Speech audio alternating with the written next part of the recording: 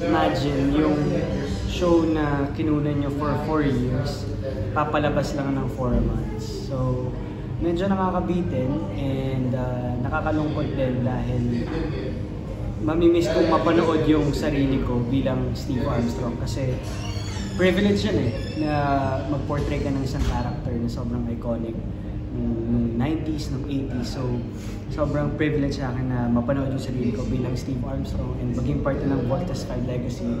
So, yes, malungkot ako, but at the same time, happy ako sa na-achieve ng show Biruin mo lang, parang nagpunta kami sa San Diego for Comic-Con, napag-usapan natin ito last time. And ultimately, feeling ko, ang isa mga achievement ng Voltes 5 is nabalik niya yung kung anong ginagawa ng isang buong pamilya dati. Habang kumakain, nasa sala sila, or after kumain, bago kumain, magtitipon-tipon sila sa sala para manood ng TV. Kasi wala nang gumagawa ngayon nun Usually, nasa sarili-sariling phone. So, yun, yung Voltes 5, sobrang happy ko sa project ko. After this po, meron po kayong movie, di ba po? Opo. So, kailan po yun? Tapos ano po yung plot? Ano po yung mga aabangan namin sa'yo? Yung movie na tinitease namin ngayon, Firefly, ano siya, under News, tapos directed by Direk Zik. Kasama namin dyan sila Yuen,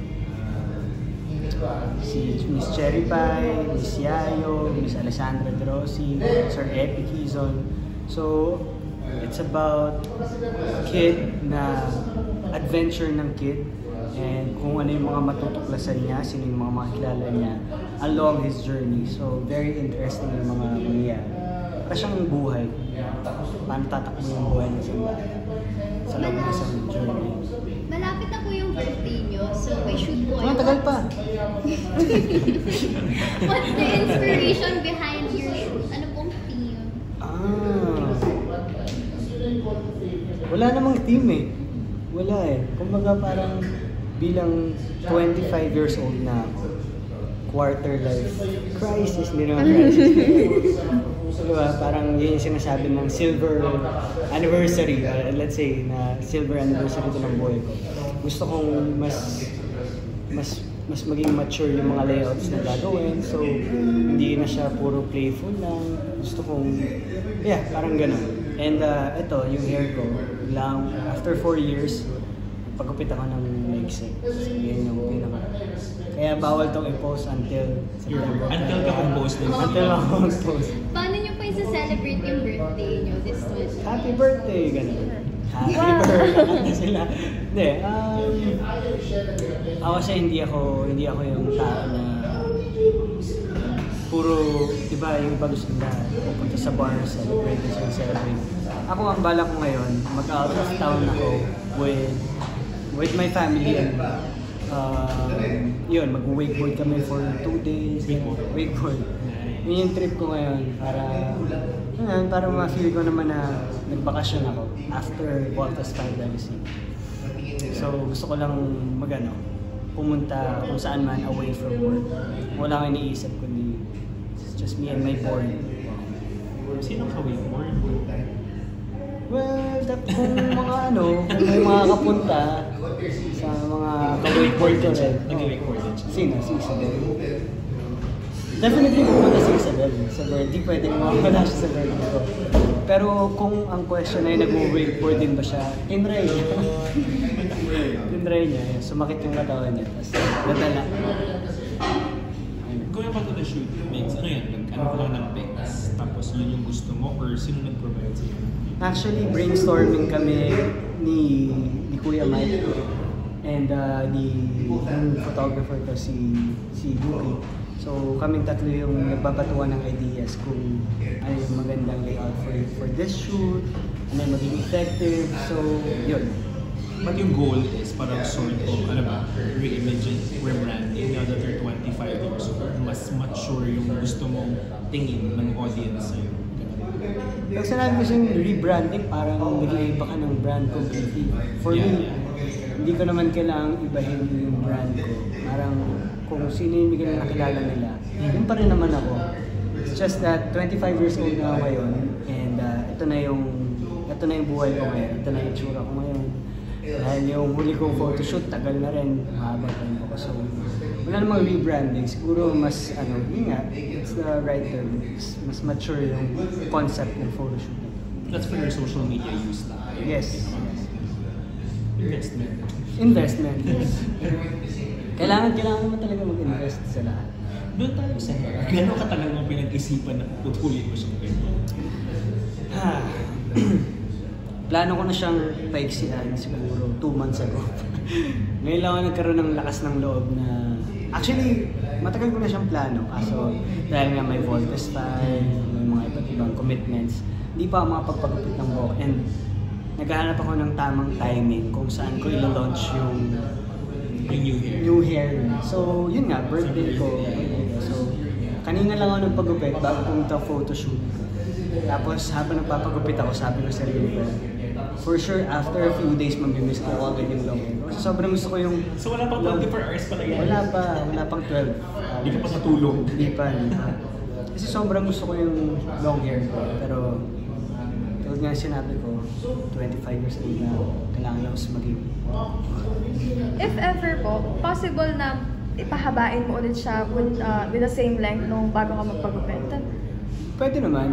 Depende kung may role ako na kailangan pahabain. Pero kung ako pagpiliin, siguro try ko munang Clean cut muna. Miss ko rin. Lumaki Saka mas madaling tayuin yung buhok pagkatapos muli. Definitely. Lumaki ka kasi sa harap ng camera from stars up kids no? So, ngayon 25 ka na. So anong masasabi mo dun sa growth mo as an actor? Ngayon mag-25 ka na. Slow but steady. Yung may mga careers kasi na natatakot kasi ako kapag yung, for example, may mga biglaan na sumisikat and then parang sobrang ang dami nangyayari sa paligid nila, hindi na alam kung paano i-handle yung fame, yung power na binibigay sa kanila. So parang hindi lang naalagaan naman. So ako, I'm very thankful na nagsimula ako sa pinakababa. Slowly but surely, paangat ng paangat, and then Voltes 5 Legacy. At least, mas naging careful ako. Mas alam ko yung worth ng mga natatamasa ako ngayon dahil nanggaling ako kung saan ako nanggaling before. So flashback sa nung Starstruck Kids, paano ka ba pumasok? Like, ikaw yung may gusto talagang pumasok as artista? Yes. Or... Naalala ko nung Starstruck nila Jeneline Mercado Marquez. Nanonood kami nun ng family ko, tapos sabi ko, Mami, gusto ko rin sumayaw. And then, biglang may pinatalastas na Starstruck Kids. So yun, niyaya ko yung mami ko kahit buntis siya. Tapos ilang malls din kami na cut-offan kami ng ilang malls. Then, eventually, tala. Parang sila ng dalawa ni Paul Sala sa Starstruck Kids. Bea Binene. Bea. Ikaw ba kapag nag-birthday ka, gusto mong busy ka on that day? Ayoko. So parang talagang Rest day. sinadya mong hindi mag-accept ng project? Well, actually nung kailan ba yun? Last birthday ko. Nasa quarantine kami ng Voltes 5 Legacy. So meron kaming, bago kami pumasok sa lock-in taping, meron kaming 10-day quarantine. So imagine, sa loob ng 10 days na yun, doon ko sinelebrate yung birthday. May nataon siya sa 21. So kung isipin mo, medyo malungkot dahil mag-isa ka lang sa kwarto for 10 days. Pero yung mga castmates ko, like sila Isabel, sila Matt, Radson, Rafael, they made it special dahil nagpadala sila ng gifts, ng cake sa room ko. Tapos yun, parang naka-video call lang kami. Nagkakantahan sila. Cute lang. At least hindi ko na-feel na super lonely ako dati. Pero kung may choice ako, ayoko mag-work sa birthday ko. Kasi buong taon nagtatrabaho eh. Parang itong birthday ko, gusto ko very personal sa akin. Kaya hindi rin ako, pag nagpa-birthday, hindi rin ako super laking mag-celebrate ng birthday. Mga family members na. Actually, kahit simpleng handaan na sa bahay, yun yung ginawa namin last year. Simpleng handaan na sa bahay. Pero may Nakikita ko pala sa tinanong ko kayo po, sabi ko, mo ba yung Grace? Yes, nakita mo sa TikTok. TikTok, ganyan. Anong tanong? Kasi di ba initially, ikaw lang naman taong yung celebrity sa bahay. Pero, what's the mechanics right now na parang dalawa na kayo ng mom mo, couple mo, na following all? Wala namang mechanics, pero nakakatuwa din dahil kung anong ginagawa ko, parang kunyari, papadala naman ng mga products, tapos kailangan kong i-shoot. May mga ganun din si Mami, may mga brand deals din siya na so, kunyari, may isang brand papadala sa kanya, sasama niya sa ingredients sa recipe niya. So, nakakatawa tapos nag-ano siya sa akin minsan. Paano ba to? Nagpapaturo ka. Papaturo, kunyari, sa technical, mga technicalities. Social media. Hindi, kunyari, may direction yung brand. Kailangan may ganitong gawin. Eh, pag hindi alam ni Mami, ako alam ko yung mga terms na ginagamit ng mga brand. So, ibig sabihin na yun. So ano ba, nag-advise ka din like how to handle yung mga comments in social media? Si Mami, mabilis maapektuhan. Sabi ko, huwag nyo na lang pansinin. O diba? Kasi kung ano yung method, nag-advise. Kasi sabi ko, huwag nyo lang pansinin. Pero ano ba, like, the plan for your mom is like, sa social media lang siya, hindi siya tatawin.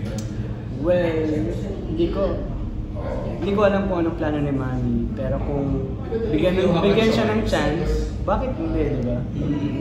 Kung nakita ko naman nag-i-enjoy si Mami, and totoo naman nag-i-enjoy naman talaga siya. Minsan nga di ba pag nasa bahay ako, gusto ko magpahinga kasi let's say, galing All Out Sundays, buong araw sasayaw, tapos kinabukasan, gigisingin ako kunyari pag-gigising, uy, TikTok naman tayo. So, sayaw. Kahit sa bahay, sumasayaw pa rin ako.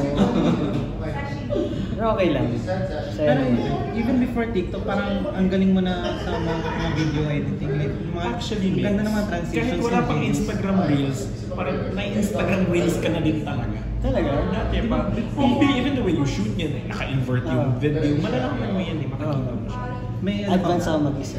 May Actually, di ba? Actually naman talaga. Innovation. I remember I asked you once kung ikaw, meron bang taga-edit sa'yo? Sabi mo, ikaw lang. Ako lang.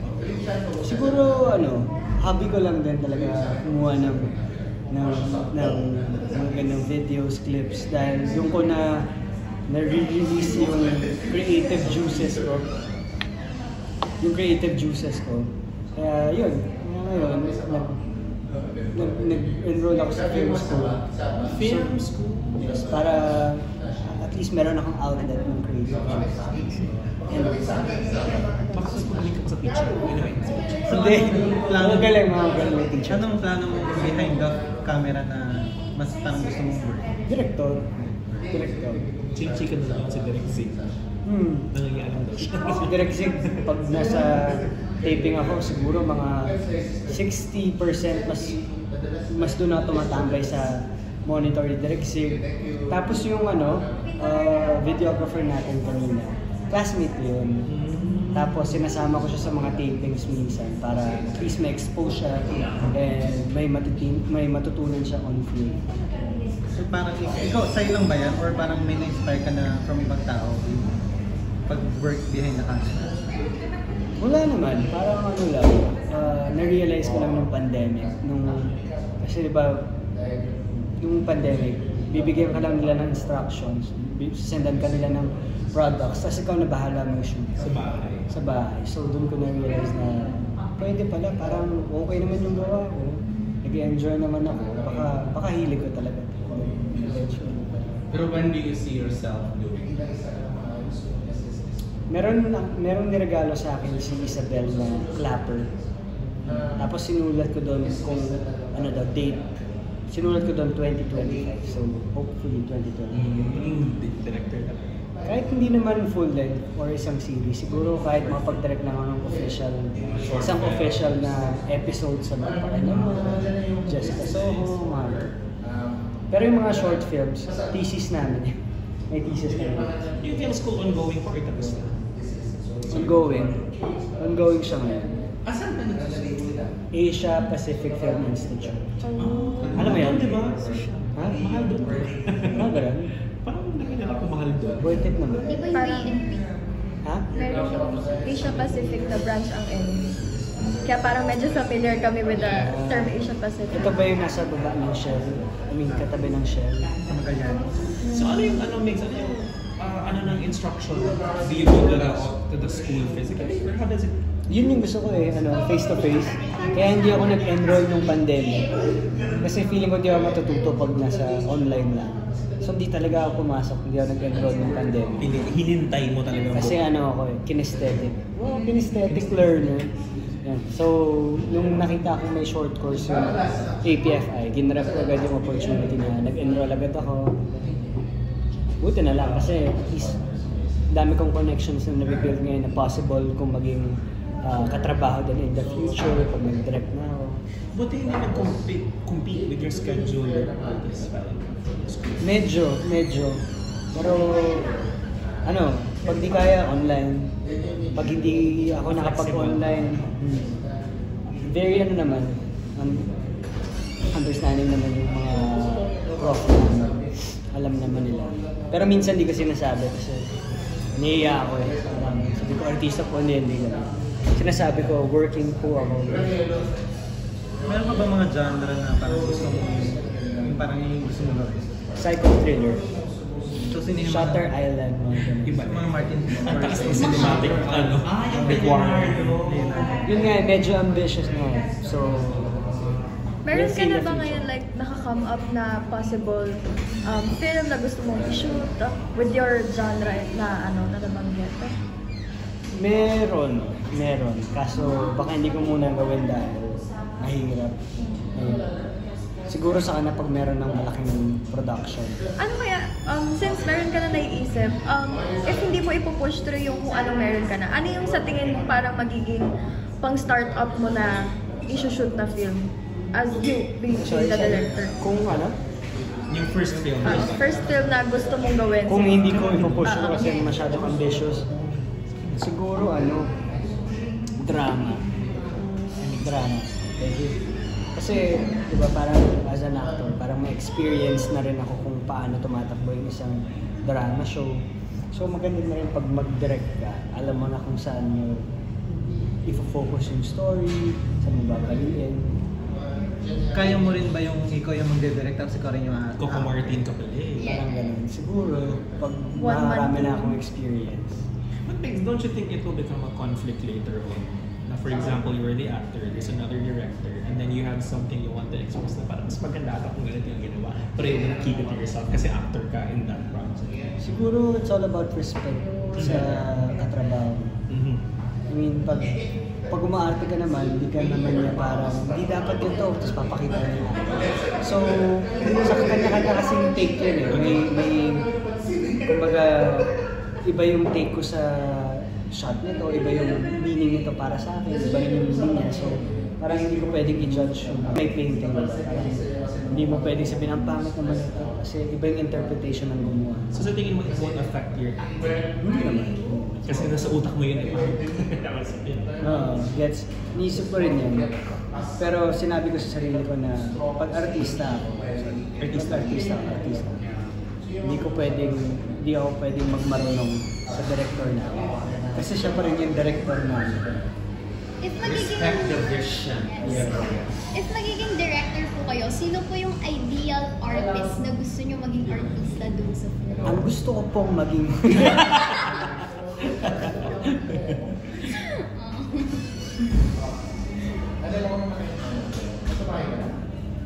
Actually, hindi ko pa napag-isipan yan.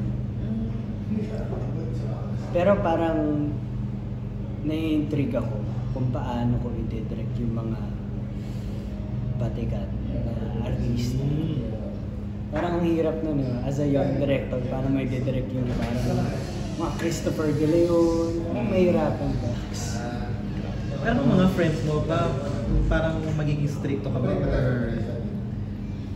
Well, ako kasi pag nag-work ako, talaga ako, seryoso ako eh.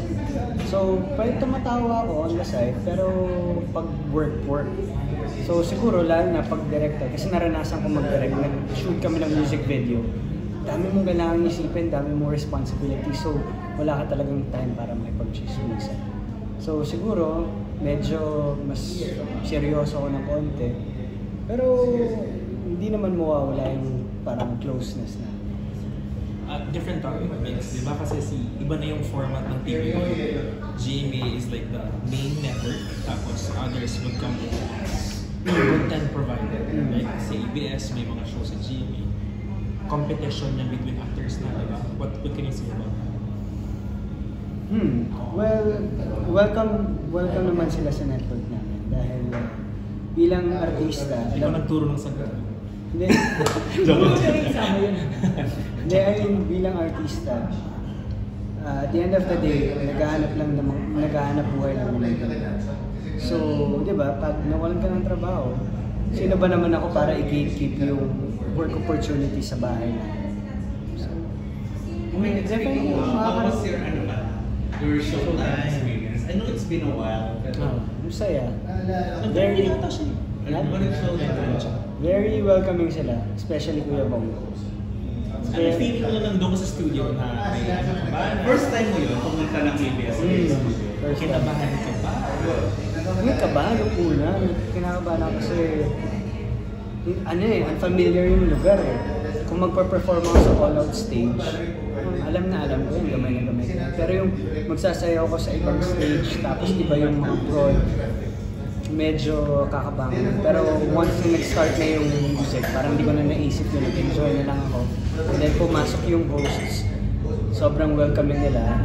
Wala na, parang nag-enjoy na talaga ako. Tapos, ayun, yung prod, sinasabi nila na halagaan ka namin dito, huwag ka mag-alala.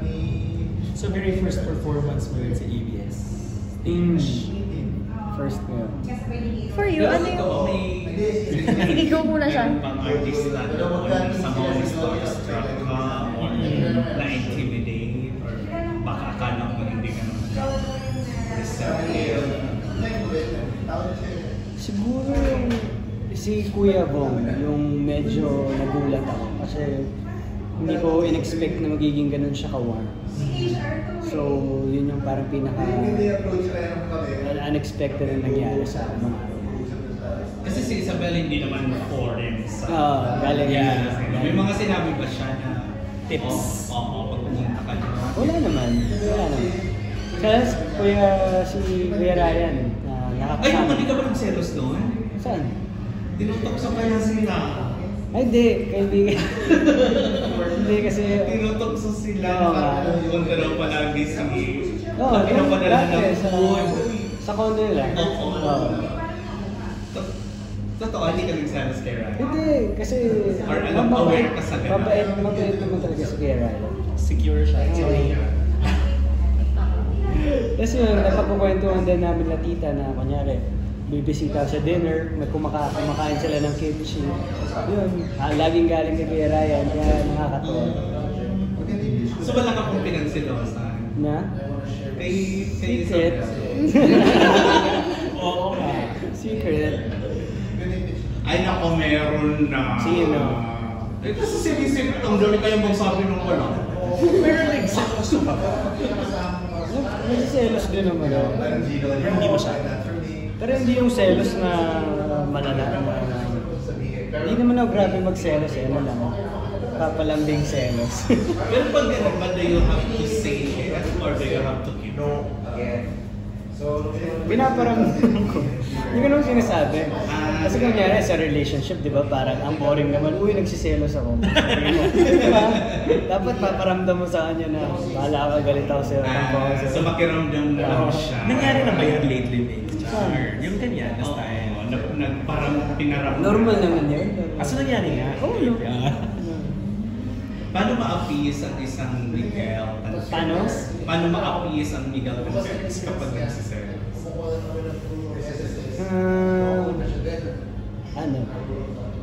Hindi, joke lang. Paano ma-appease? Oo, di parang matanggal. Wala eh, ano lang eh. Ano bumawi? Kasi syempre hindi mo sinabi eh. Hindi niya Hindi, maalalaman. mararamdaman niya, wala, lambing lang.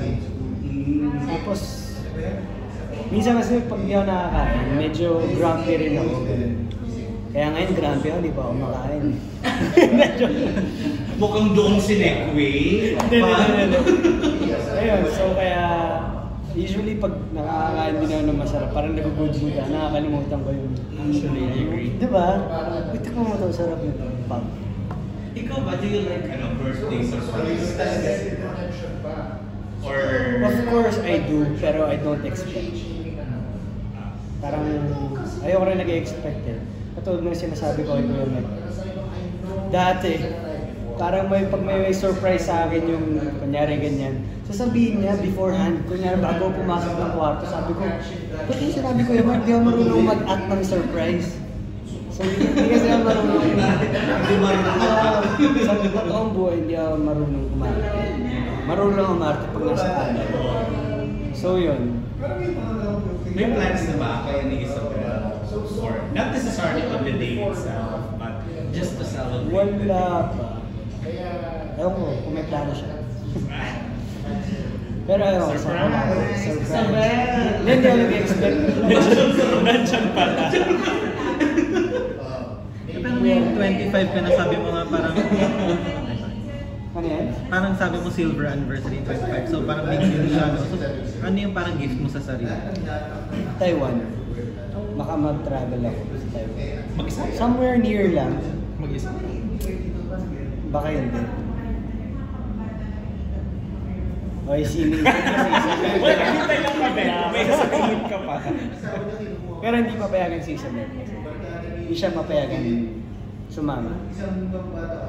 Sa ibang bansa, ni Mami. Ay, ni Mami niya. Hindi sumama rin yung mami niya. Pwede. Pero yun, plano kong tagal ko na rin hindi nakapag-travel. So, ito yung pala. Actually, nag-San Diego Comic Con pala ako. Pero Yan ang San Diego. work kasi yun. Work kasi yun. Ito. Nag-picture pa nga kayo sa sunset, di ba? Nag-propose. Yun.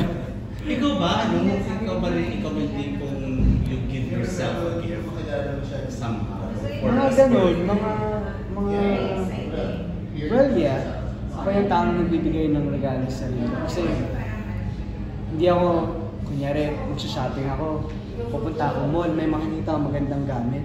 Tapos yung tipong bibiliin ko na pero, huwag na lang, next time na lang.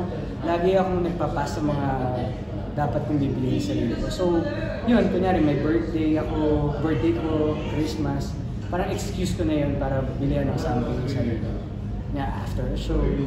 Pero is it something Kurimpot ako sa sarili. before pa inaay mo na ito i-gift ko talaga sa sarili? Sports car, gano'n. Ay, hindi.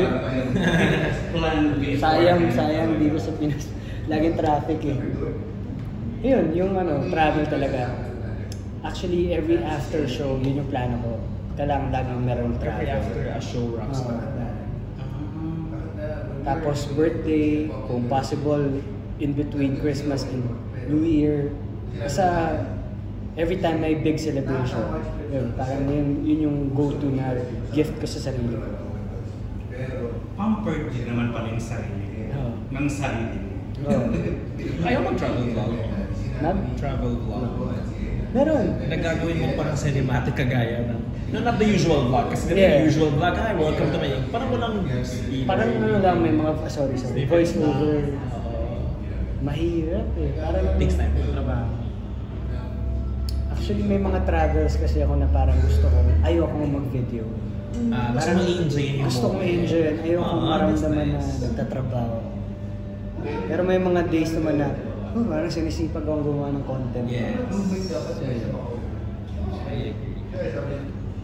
Anyway, nag-intermittent fasting ka, 25 ka, napapaborts ka.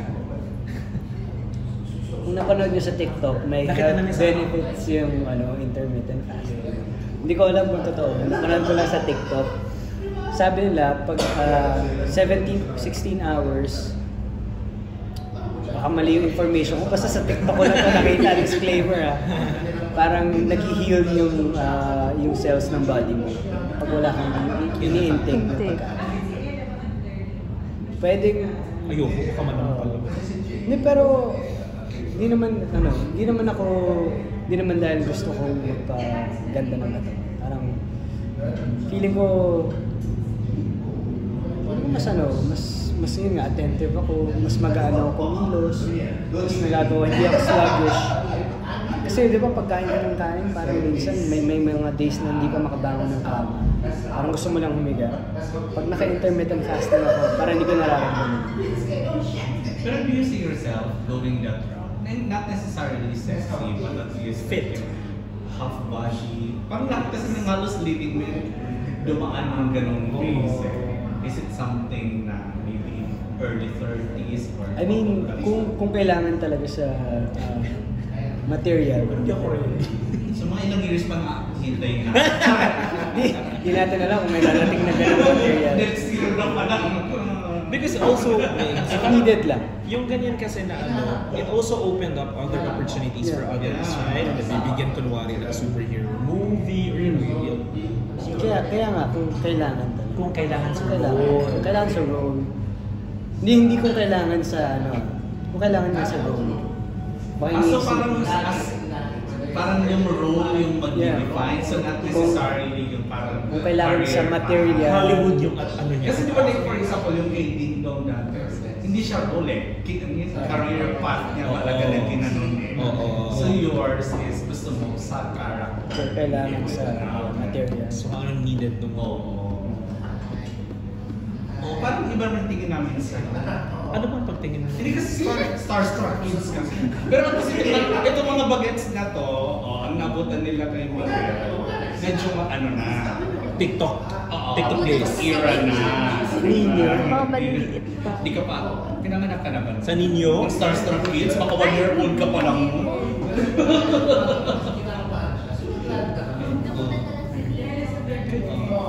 So parang kakain na siya. Hindi, go lang. Natin na. Pero ano like, kasi the last time we talked to you, parang hindi pa yung define yung next projects because hindi pa naman tapos yung Voltes 5. Pero now, meron na. Same. Pero Wala pa rin nabasa talaga. pala ako na parang magkaka-season 2 yung Voltes 5. Voltes 5. Parang Yes, may gusto nakita. Parang yung character, yung isang character na villain, hindi pinakita yung Ending. Kung namatay mas Parang first si Megan. Si Ava. Si Eigenman. Kasi kami gusto namin maging truthful sa maging loyal sa story ng Voltes. Japanese. Kung yung animation. So kung dadagdagan namin, baka di na ma-appreciate ng loyal Voltes fans. So, we'll see about that. Pero like, do you know the plans about Voltes 5? Na kung anong gagawin pa dun sa franchise, etc. Yes. Okay. So ano? Hindi kasi I think the success also of One Piece and all that talagang doon ko sa Secret muna. As a fan, somehow similar. Ayokong sa akin manggaling. But definitely it's not the end. It's not the end. Sige. Yung message nga sa amin ni parang sabi na wait lang, hanapin ko. That's good news. Tuloy-tuloy pa rin pala. Sabi ni Direk, end of an era, or is it? So kahit kami, tinitease kami ni Direk Mark kung ano susunod sa Voltes 5. So bawal mo pa sirain yung flight suit. Hindi kasi nagpa ngayon Voltes 5 ulit through the years. Bakit naman hindi pwede yung live adaptation, di ba? We'll see. Ayun, mapunta tayo dun sa reset Sige. mo na... Let's go. Hindi. Ayun, dun sa reset mo na rank and vogue shoot. Pwedeng like magkwento ka ng like best thing na nangyari dun sa event na yun. Well, masayang event. Ang dami kong nakitang kaibigan. Elia Aguinaldo was there. So, yun, naki-mingle kami doon sa loob ng event. And anniversary ng Vogue din yun. So, sobrang grateful kami ni Isabel na ma-invite sa event nila na yun. Pero feeling ko, ang best thing na nangyari sa night na yun is na-late kami ni Isabel. Wala kami nabutang pagkain. Kaya after ng event, nag-hotpot kami. Kayo. Nag-hotpot kami. Wala lang, sobrang spontaneous lang. Ano yung vocal? Oo. With the experience naman, ano yung parang, other than being the best thing na na-late kayo, ano yung pinaka-highlight for you nung event na yun mismo? Well, yun nakipag-mingle Oo. ako. Ayaw mo ba na sagot mo? Oo. Oo, sabi ko, oo. Parang yun lang pag mingle ako with my friends, parang ang dami ko nakitang GMA people doon. Si LA nga, katulad sinabi ko kanina, and Bretman Rock, ano si Bretman Rock. So yun. Actually yung program din na namin inabutan eh. Parang nandun na kami sa may sa baba, nasa taas yung program kasi. Hindi na kami umabot. So to another gala, saan kasi yung secret? Yan ang pinag-iisipan pa namin. Okay. Wala pa kami concert. Ang hirap kasi talunin mo. Oo. Ang hirap kasi talunin mo. Sinasabi ko sa'yo. Dapat pala hindi muna kami na ganun last year, no? Grabe kasi yun. Or pwedeng skip muna kami this year. Sa'yo na yun. Yung costume, customized for you or you bought, hindi naman binaro. Ginawa ni Maki Combe. For you. Yes. Ganda, no? Ano kasi, ang detail. Sobra. Tapos isushoot mo ulit. Naman, kailangan. Content.